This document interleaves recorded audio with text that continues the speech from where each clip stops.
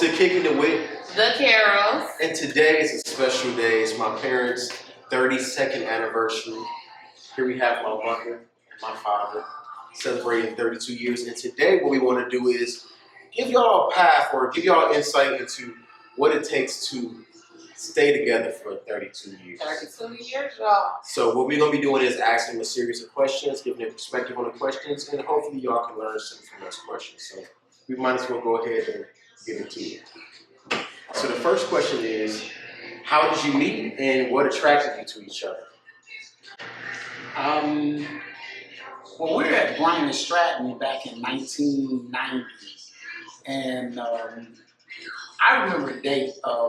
September 22nd is the first day I've ever seen him of 1990. September 22nd was the initial day. It was the orientation. Yeah, and my wife came in with a orange mahogany two-piece suit, and I was just I told everybody, leather suit. I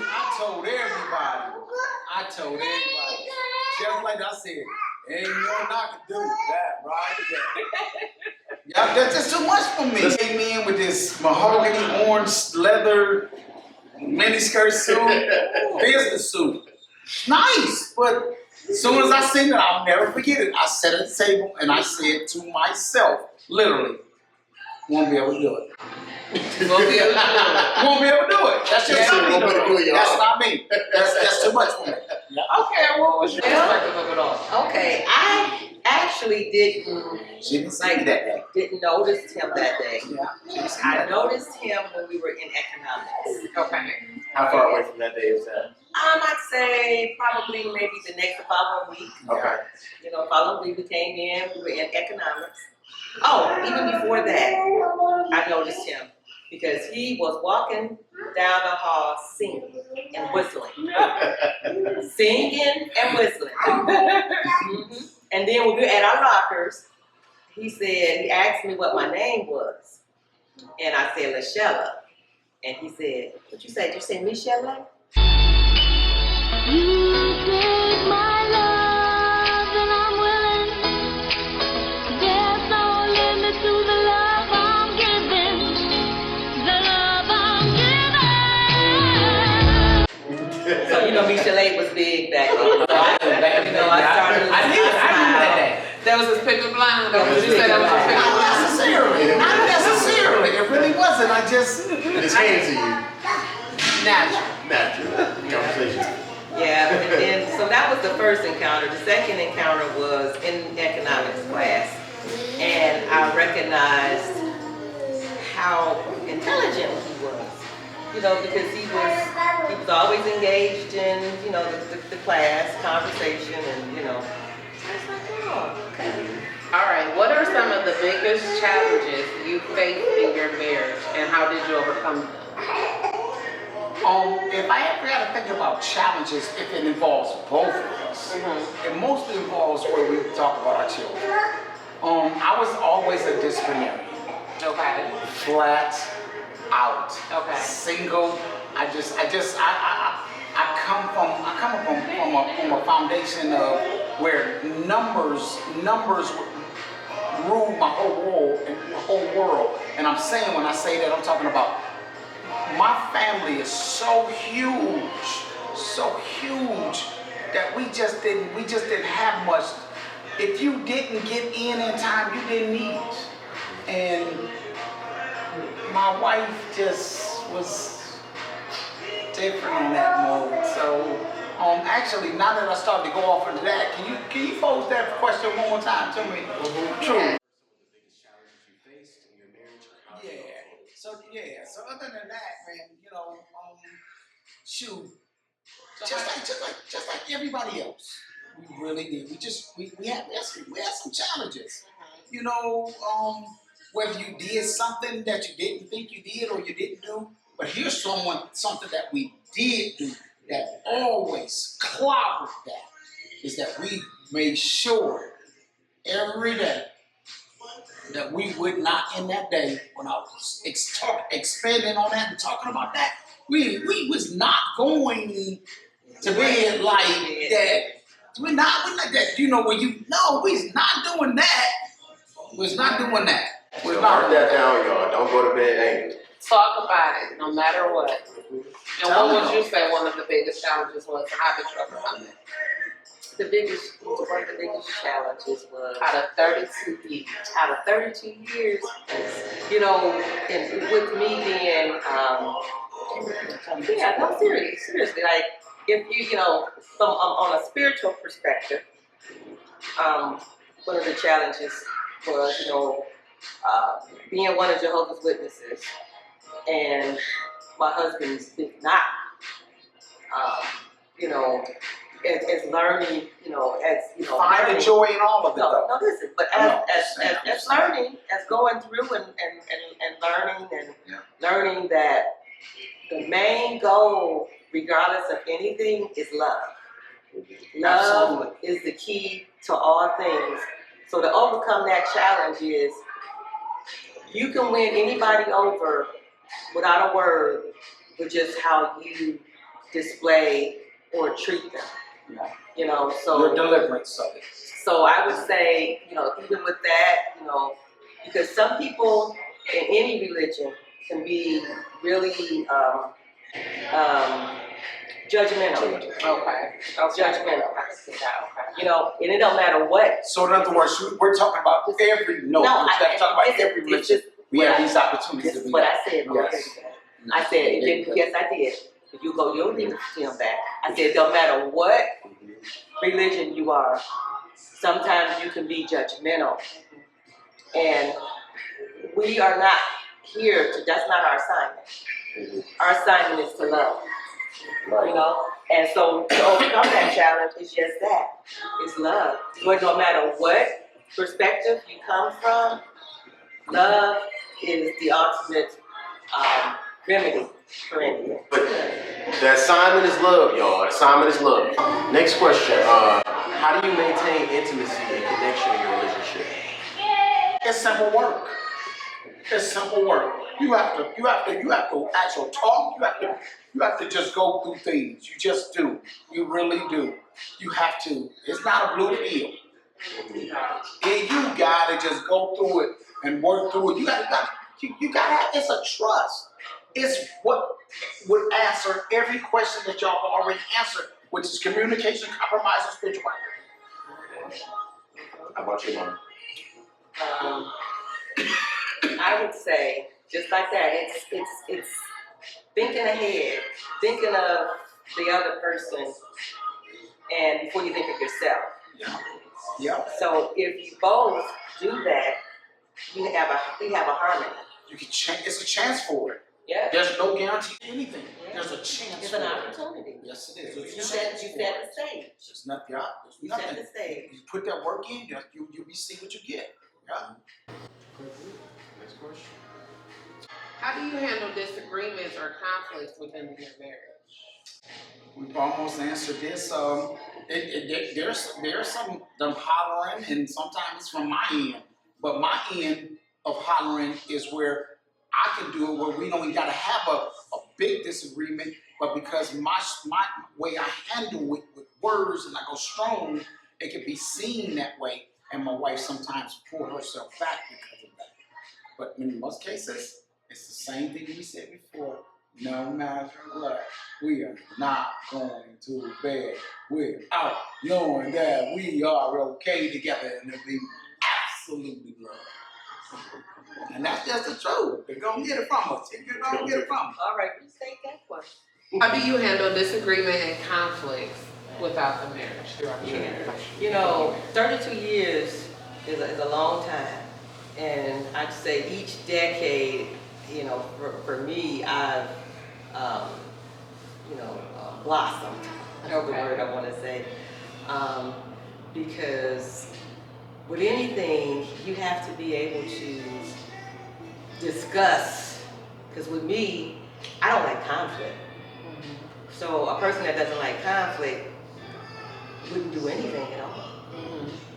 But that doesn't solve the problem. So you have to be able to express yourself, you have to be able to communicate, and you have to be able to find a good solution to it. You know, it's no good to just not say anything. That doesn't solve the issue. Now with that, would you say that it is also times to pick and choose the arguments and battles that you Yes, because first and foremost is I always want to keep peace. And even if you have a cause for complaint, if you know that what you're going to say is going to really disrupt the peace, you just let it go. She's way better at that than me. Way better at it than me. Mine's is almost like I'm analytical and I'm theoretical with my aspects of it. Where she doesn't understand sometimes is that when I do it that way and then I use it with my emotions, is that she think I'm being loud, and if I could never be loud, or if she would never take me there with it, I think I could just find some patience with it too, but I just don't seem to. So basically, in other words, I'm not good at that. She's better at that, like I stated, and that's truly the truth. Okay, so we got to learn a couple of different things in that situation. So he learned that, you can't go to sleep being angry. You learned that you can't avoid your issues because it does not solve the problem. You learned that, as a couple, you balance each other out. So you have attributes that you do not have, and that's why they're a couple. So that's what I kind of got from them. Yeah. Good. So my next question would be, how do you make time for each other and prioritize your relationship? That's very, very important in a marriage. I'd say, when you're courting or when you're dating, the energy and time you put into that, to start that relationship is the same thing you have to do to sustain. So making time for your mate is very important. And that means, putting down the phone, because we're in the age of technology. And technology is sometimes can be a home wrecker. So you have to find a balance in it. And everything, and we know balancing is very difficult. You have to master it. You just walking a tightrope to try to balance is difficult. So you have to find that perfect balance, because being on your phone is nothing wrong with that. But it is when when you don't spend time, take time out. That's how I see it. So whether it's whatever it's technology, whether it's a hobby, whatever you really, that is like golden. That's how. It's so real about it, because shit, man, just everything is so, I don't know how to explain it, man. So it's dealing with everything. It really is. It's everything, like you said. It's like, what's that question again? I knew you were gonna say that. So the question was, how do you make time for each other and prioritize your relationship? He's fishing though. I'm trying to get it back. Because she don't normally go this long. And that took a long time. Like, nigga, how you say time to find some time from you make time. You make time. You make time. No matter what. You make time. You become grown up in it. That's the only power you have. If you're talking about what you can spend, because you can't tell what time is allotted to it. Right. But what you can do is you can make sure you assure yourself you make that time. Mm-hmm. And that's the truth. And I ain't always been able to make that, but I promise you, Joe, we make that. We try to be fine too. I don't, when I pull that car in, I ain't been pulling that car out. How about that? That's time. That's time, Joe. That car moved up, bro. That's a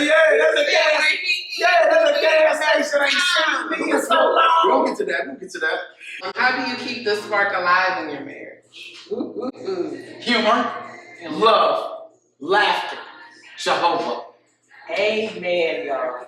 Period. Amen. Humor. Y'all can laugh. If you can get it, Woo. and you hold yourself to something, like when you talk about something that's bigger than you, like that you can't even almost have an answer to, something that's spiritual, and find a way to not know or even know or find it out. It's big. It's big. You try to. That's it, boy. But you put forth that effort, man. You put forth that effort, man. That's what that is. Humor. I tell you. I killed my baby with that joke. I win. Where did you get it from? I mean, dead. You win. All right, so how do you support each other's personal growth and development? It's as if what's her name?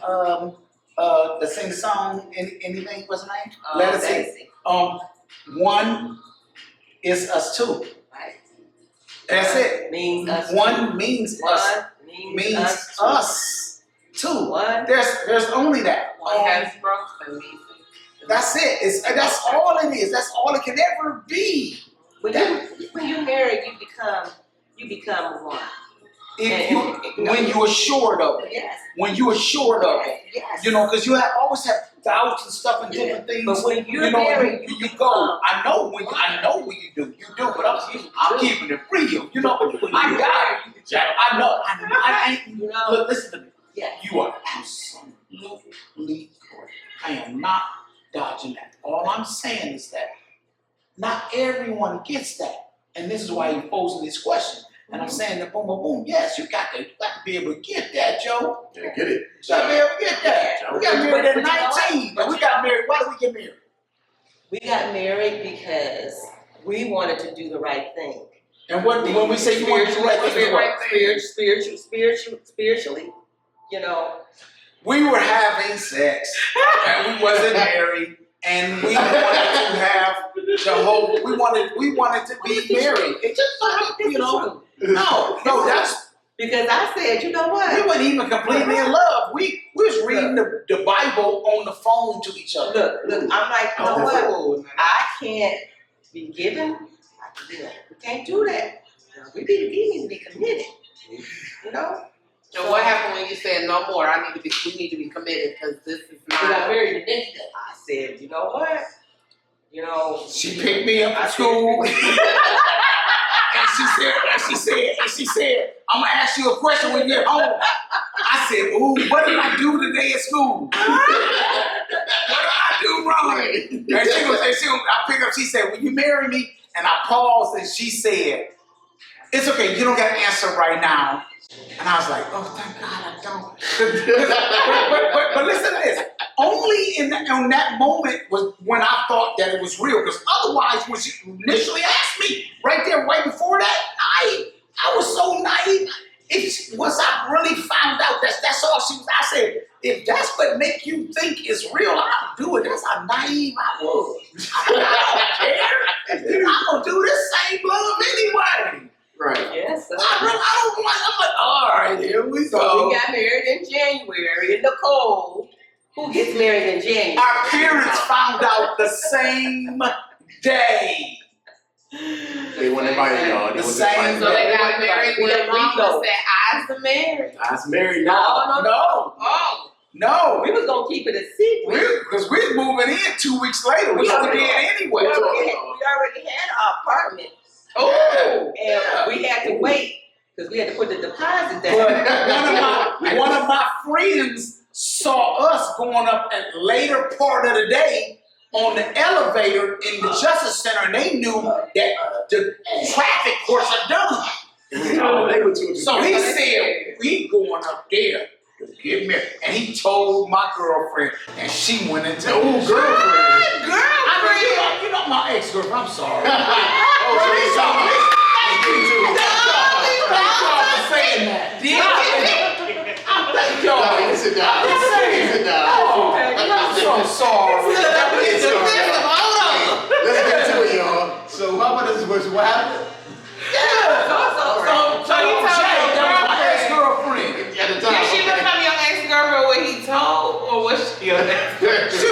girl from period, flat out done. She gonna So listen. No, I want one. no,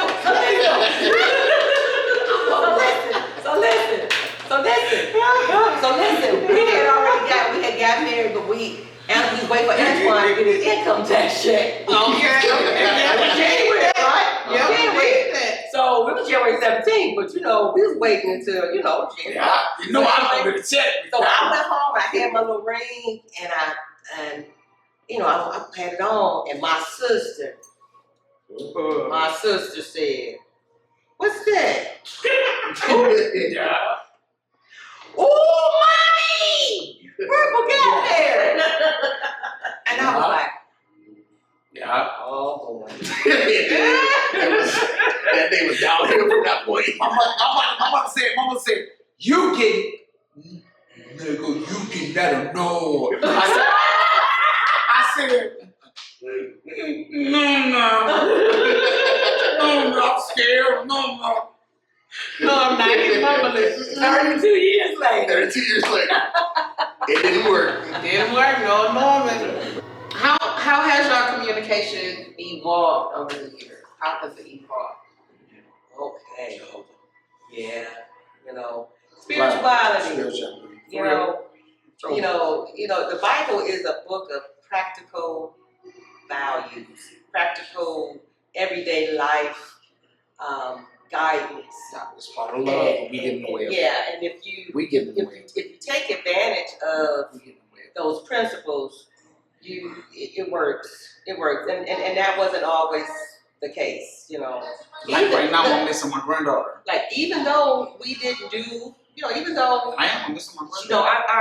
our communication is moving along, but in the beginning, because we were so young, of course, and then it just each decade it just got a little better because of the wisdom, being wiser. It is. It boils down to that. And I'm missing my granddaughter. Can we? Got a few more questions. No, I ain't trying to. She probably asleep. All right, then tell me that then. Then let's ask her questions. What advice would you give to a couple that's starting out in their marriage? So newlyweds. Communication, compromise, and a level of spirituality. Promise them, just to continue to look after yourself. I mean, look into yourself and look into the one you're talking about. Stop seeing everything behind them and look right in front of them. I like that. Say the same thing. You got something else. You know what? I would say the same thing because that's our values. That's what keeps us going. Start judging too much. That's what keeps us going. Is taking the interests of the person before even yours. And if you both do that, it's a happy harmony. And check this out, you can find your way to find a role to conduct yourself that by just appreciating the difference in a person. What advice do you have for a couple starting off in a marriage? Y'all gave an amazing example and explanation of how y'all would apply that to newlyweds and how they can sustain themselves for longevity, just trying to be like y'all, exactly. Now, how do you keep up a sense of humor in difficult, tough situations? Sense of humor in a difficult. I already have one. It's just simple for me. I do it every day, all day. And I don't do it like the day she needed. I don't know what she needed. I don't know what she do. I do this all the time. Consistency. I do this all the time too. Sometimes when I'm childish. You see what I'm saying? So this is what she loved out of me. On that, if you're asking me about how that happens, that's how that happens. Y'all, that's so true. Single file line. But you can have a serious situation, but he'll come and he'll have something, and we will crack up laughing On that same situation. And we'll deal with that same situation. You see it a little different. Yeah. You don't see it as bad as you thought it was. Single file line. Okay, good. So, what has been the key to maintaining trust and honesty in a marriage? I don't know. You just keep on living, and you trust, and you every time. Look, time gives you it. Time gives you. Time gives you it. Experience gives you it. You look, cause remember we got literally every one of us possess imperfections in our whole life. We wake up in sin. So to say, how can you assure that you get something from something? No, you don't. You just live. You just wake up and who the ones you deal with, you wake up and you love and you try your best, man. Amen. You try your best. Man, I don't even have nothing else to say. He said that perfectly. That's Y'all understand? If y'all don't get it, said. what's understood need not be explained. Better rewind. How do you handle financial decisions and responsibilities as a couple? I'm about numbers. Okay. My wife is English based. English based. Yes, she understands terminologies, and I just know for a fact the world is about numbers. It ain't about monetary. It's about numbers. Okay. Period. And we get through it because we just bring it forth to each other, and then I literally relinquish myself and let her handle it. You got the camera, y'all. No. Go. You Go, say hey, let her have it. I let her handle it. Back. Yeah. She wants me to handle it sometimes, but nope. I want her to. I want Trans Ohio to do it. For 32 years, I've Just always like- maintained the budget. I make all the payments. He just gives the money. Mhm. He gives the money, and I do what needs to be done. I discuss issues when they come up, and I make us aware of issues when they when something that you can't. We have to come through that. We have to come through here. We have to come through here, because I'm good with numbers. Yeah, I'm good with numbers. That's true. So I do run things by. Yeah, we gotta go. You know, You gotta be. before I do stuff, We you know. gotta be good with You numbers. just can't be out. Look, you just can't be out here just Swipe. doing, just swiping and spending. No. No, that don't work. Look, I've been this 32 years. That don't work. Been there, done that. It don't work. So She's 4 months older than me. She about 4 inches taller than me. But I tell you, from the knees down, she's 9. From the knees down, she's 9. Man. From the knees down, she's 9. So you just really got to No, I'm just playing. Y'all love, man. You trust and love. You can't be out here just spending. You got to talk about it. How do you maintain a healthy balance of independence and interdependence in your marriage? Yeah, that's easy, actually. That's easy. What would you say is, how do you make sure that you maintain a healthy balance between independence and interdependence in your relationship? So again, you do have to have self-care. That's very important. Because if you're always giving and you don't replenish, you're not good for anybody. Good job. So self-care is very important. Going and maybe spend time with your friends. Making time to have dates with your date nights with your girlfriends, or going to a spa, or just reading, or just but most important, you have to make time for yourself. So And I don't do too much no more. Really, I don't. I literally be just up like I park that little car. Yeah. I'll be right in the laws, man. There used to be a little time when I was somewhere, but I don't know nowhere. No, the thing is, what you do, you love On my time. You love movies. You love television.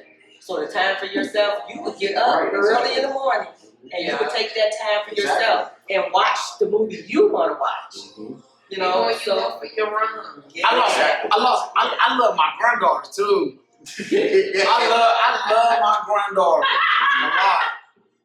a lot.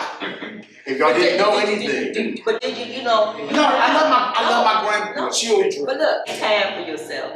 Yes, Work out. You can eat well. Yes, I do. I do. You didn't say any of those things. You cut your hair. Yeah. You got a routine. People don't know I cut my own Every hair. Saturday. It takes me like an hour, 13 minutes. Exactly. 13 minutes though. Not hour 15. Hour, 13 minutes. I get that. I do. Like, I know. I get it. I get that, y'all. But Final question, how do you keep your relationship growing and evolving over time? How do you not make it stay stagnant? it really is about my wife. It truly is, y'all. She's just remember when we talked about earlier about humor? That's what I bring. I bring that snag.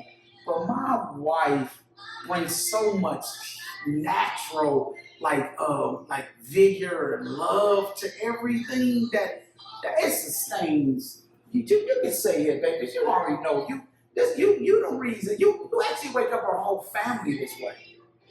All our children receive it the same way. Your whole patience, your whole love, man. Yeah. So yeah, each morning is a new day to make new memories, to learn, to grow, and most of all is love. Thinking of the other person before you think of yourself. What will make them happy? What can I, just really thinking about it, listening, being an active listener. And it is it's a wonderful tool. It's a weapon. Because you can do so much with knowing, and having an understanding. And if you understand a person, then you can just, expand on everything. Every day is a new day. So that's how, every day you can make it better. You are reason. You are reason. You are. And you're beautiful too.